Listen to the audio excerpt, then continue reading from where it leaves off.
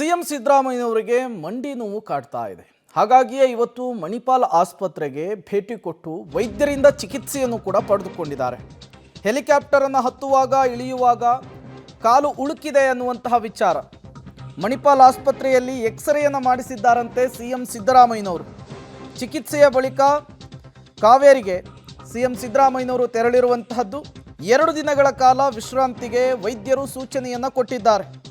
ಆಸ್ಪತ್ರೆಯಿಂದ ತೆರಳುವಾಗ ಸಿಎಂ ಸಿದ್ದರಾಮಯ್ಯನವರು ಕುಂಟುತ್ತಲೇ ಕಾರನ್ನು ಹತ್ತಿರುವಂತಹ ಪ್ರಸಂಗ ಕೂಡ ನಡೆದಿದೆ. ಸಿಎಂ ಸಿದ್ದರಾಮಯ್ಯನವರು ಇವತ್ತು ರಾಮನಗರದ ಕಾರ್ಯಕ್ರಮದಲ್ಲಿ ಭಾಗಿಯಾಗಬೇಕಿತ್ತು.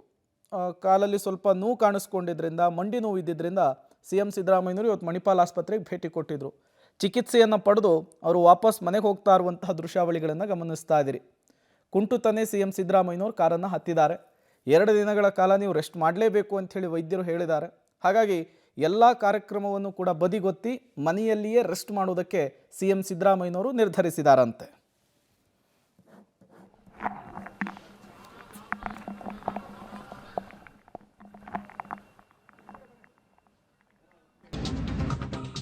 ಇನ್ನು ಸಿಎಂ ಸಿದ್ದರಾಮಯ್ಯನವರ ಮೊಣಕಾಲು ನೋವಿನ ವಿಚಾರಕ್ಕೆ ಸಂಬಂಧಪಟ್ಟಂತೆ ಸಚಿವ MC ಸುಧಾಕರ್ ಮಾತನಾಡಿದ್ದಾರೆ.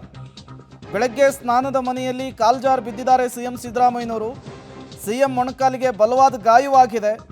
ಸಿಎಂ ಅವರಿಗೆ ತುಂಬ ಕಾಲು ನೋವಿದೆ. ಚಿಕ್ಕಬಳ್ಳಾಪುರದಲ್ಲಿ ಸಚಿವ MC ಸುಧಾಕರ್ ಅವರು ಸಿಎಂ ಸಿದ್ದರಾಮಯ್ಯನವರ ಮೊಣಕಾಲು ನೋವು ಮತ್ತು ಅವರು ಪಡೆದಂತಹ ಚಿಕಿತ್ಸೆಯ ವಿಚಾರಕ್ಕೆ ಸಂಬಂಧಪಟ್ಟಂತೆ ಮಾತನಾಡಿದ್ದು ಹೀಗೆ. ಮಾನ್ಯ ಮುಖ್ಯಮಂತ್ರಿಗಳು ಈ ಕಾರ್ಯಕ್ರಮಕ್ಕೆ ಬರಬೇಕು ಅಂಥೇಳಿ ಅವರು ಬೆಳಗ್ಗೆ ಅವರು ಎದ್ದು ರೆಡಿ ಆದಂಥ ಸಂದರ್ಭದಲ್ಲಿ ಸ್ನಾನದ ಗೃಹದಲ್ಲಿ ಕಾಲು ಜಾರಿ ಅವರಿಗೆ ಮೊಣಕಾಲಿಗೆ ಭಾಳ ಬಲವಾಗಿ ಪೆಟ್ಟಾಗಿತ್ತು.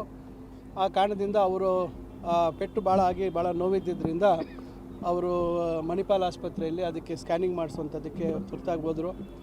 ಈಗ ನಾನು ಅಲ್ಲೇ ಸುಮಾರು 9 ಗಂಟೆಗೆ ನಾನು ಮುಖ್ಯಮಂತ್ರಿಗಳ ಜೊತೆಯಲ್ಲಿ